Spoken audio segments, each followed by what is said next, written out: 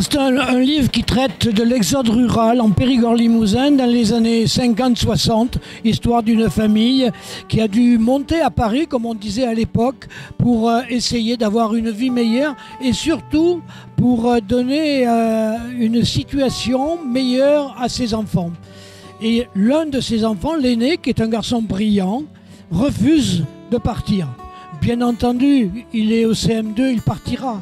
Mais il va se retrouver dans un collège interne alors qu'il était dans une école de village avec 40 camarades.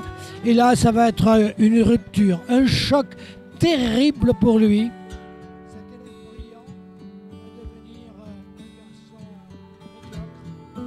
Il va faire les 400 coups avec une seule idée.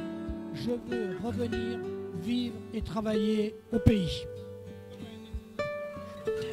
Alors cette histoire, elle est née, il y a de l'authenticité et de l'imagination.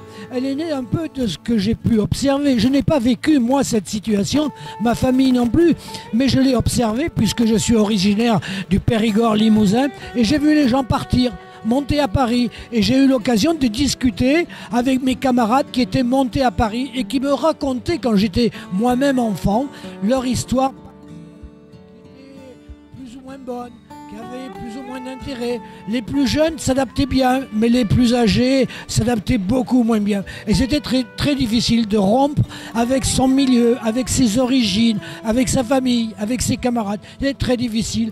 Et Yanis, le garçon de ce livre-là, a vécu